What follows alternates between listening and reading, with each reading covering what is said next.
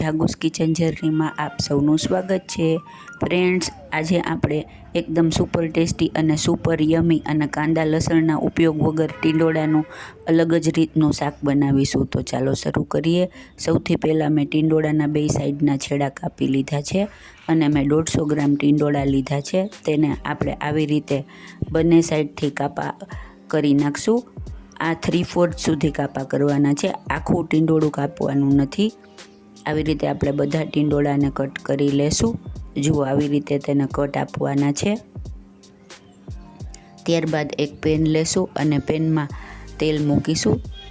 આપણે ટીંડોળા ફ્રાય કરવાના છે એટલે થોડું તેલ વધારે મૂકવાનું છે. તેલ ગરમ થઈ ગયું છે. હવે આપણે ટીંડોળાને ફાસ્ટ ગેસે અને એકદમ ગરમ તેલમાં તળી લેશું.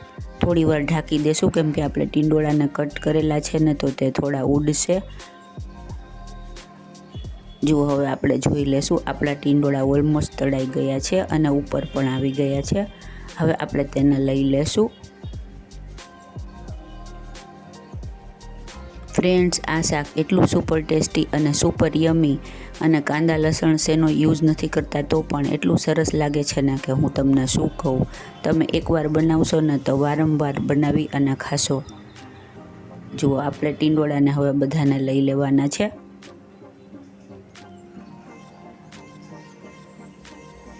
ત્યારબાદ આપણે એક મિક્સર જારમાં 2 મીડિયમ સાઇઝના ટમેટાં કટ કરી અને લઈ અને તેની પ્યુરી બનાવવાની છે. આમાં પાણી નાખવાનું નથી, એમનેમ જ પ્યુરી રેડી કરી લેવાની છે. જુઓ, આપણી ટમેટાની પ્યુરી રેડી થઈ ગઈ છે. હવે એક પેનમાં 3 થી 4 ચમચી જેટલું તેલ લેશું અને તેમાં અડધી ચમચી જેટલી હિંગ એડ કરીશું.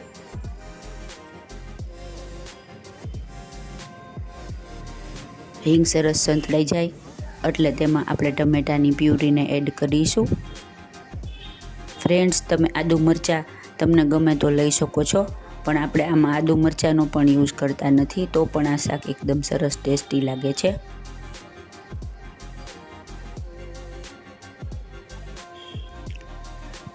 રાઈસ અને રોટલી સાથે તો એટલું સુપર્બ લાગે છે ને કે તમે એકવાર બનાવીને ખાશો ને તો મજા જ પડી જાય. ફ્રેન્ડ્સ, આમ ટીંડોળાનો આપણે જનરલી સંભારો કરતા હોઈએ છીએ, પણ આ શાક એકદમ સરસ અને એકદમ અનોખું લાગશે. તમે ચોક્કસથી ટ્રાય કરજો. જુઓ, આપણી ગ્રેવી સરસ સંતળાઈ જવા આવી છે. હવે આપણે તેમાં મસાલા કરીશું.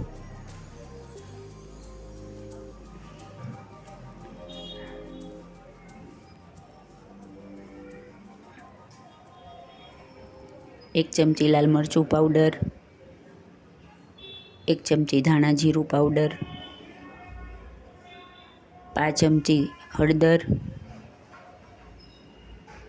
અડધી ચમચી કિચન કિંગ મસાલો. ફ્રેન્ડ્સ, આમાં કિચન કિંગ મસાલો ખૂબ જ સરસ લાગે છે. આનાથી આનો પંજાબી જેવો ટેસ્ટ આવશે. ત્યારબાદ 2 મોટી ચમચી સિંગદાણાનો પાવડર આપણે એડ કરીશું. આ સિંગદાણા મેં કાચા જ મિક્સરમાં પાવડર કરી લીધેલો છે. ફ્રેન્ડ્સ, આનાથી આપણી ગ્રેવી એકદમ થીક બનશે. ત્યારબાદ સ્વાદ મુજબ મીઠું એડ કરીશું.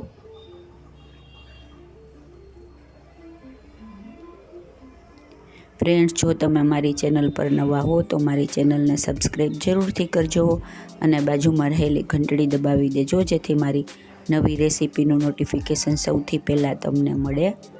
આપણી ગ્રેવી સરસ સંતળાઈ જવા આવી છે. ફ્રેન્ડ્સ, તેલ છૂટું પડે ત્યાં સુધી આપણે ગ્રેવીને સાંતળીશું. ત્યારબાદ ઢાંકી અને 5 મિનિટ સુધી આપણે બધા મસાલાને સરસ રીતે ચડવા દેશું. ફ્રેન્ડ્સ, કોઈ પણ જાતના વધારાના મસાલા કે વધારાના કોઈ પણ ઇન્ગ્રીડિયન્ટ્સ વગરનું આ એકદમ સરસ ટેસ્ટી અને સુપર યમી શાક બને છે. 5 મિનિટ પછી આપણે તેને જોઈ લેશું.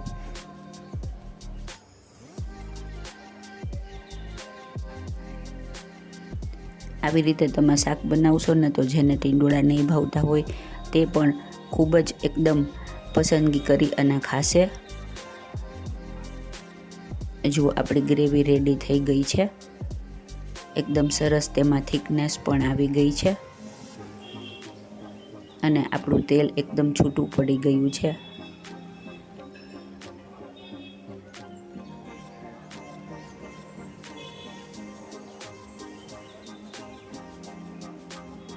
ફ્રેન્ડ્સ, આ શાકને બનતા પણ ખૂબ જ વાર નથી લાગતી, એકદમ ઝડપથી બની જાય છે. હવે આપણે તેમાં તળેલા ટીંડોળાને એડ કરી દઈશું. ત્યારબાદ તેને બરાબર મિક્સ કરી લેશું.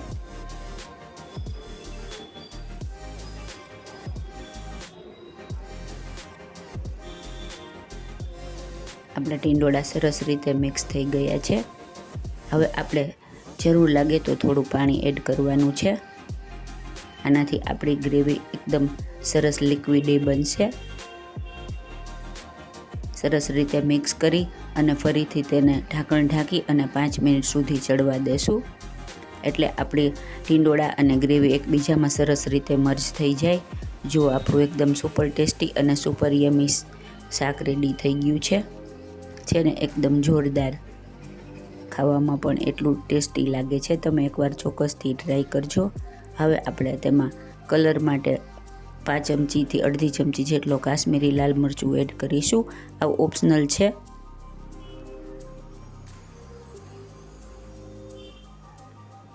હવે આપણું શાક એકદમ સર્વ કરવા માટે રેડી છે. આ શાક ગરમા ગરમ એટલું સરસ લાગે છે ને રોટલી અથવા ભાત સાથે ખૂબ જ સરસ લાગે છે. હવે આપણે તેને કોથમીરથી ગાર્નિશ કરીશું. હવે આપણે તેને એક સર્વિંગ પ્લેટમાં લઈ લેશું. ફ્રેન્ડ્સ, આપણું સુપર ટેસ્ટી અને સુપર યમી ટીંડોળાનું શાક રેડી થઈ ગયું છે. એકદમ સાદા અને સરળ મસાલાથી અને એકદમ ઝટપટ બની જાય તો પણ છતાં યમી અને ટેસ્ટી લાગે તેવું આપણું ટીંડોળાનું શાક રેડી છે. તો તમે પણ એકવાર ચોક્કસથી ટ્રાય કરજો. ઉપરથી આપણે થોડી કોથમીર છાંટીશું. છે ને એકદમ જોરદાર, લુકમાં એકદમ જોરદાર અને ખાવામાં એકદમ યમી એવું આપણું ટીંડોળાનું કાંદા અને લસણ વગરનું ગ્રેવીવાળું શાક રેડી છે. તો તમે પણ આ વખતે ચોક્કસથી ટ્રાય કરજો. આમે પણ ઉનાળામાં શાક થોડાક ઓછા આવતા હોય છે ત્યારે આ એક ખૂબ જ સારો ઓપ્શન છે. બધાને તમારા ઘરમાં પણ ખૂબ જ ભાવશે. ફ્રેન્ડ્સ, જો તમને મારી રેસીપી પસંદ આવી હોય તો મારી ચેનલને લાઇક, શેર અને સબસ્ક્રાઈબ જરૂરથી કરજો. અને હા, કોમેન્ટ બોક્સમાં કોમેન્ટ્સ પણ લખજો. ધન્યવાદ.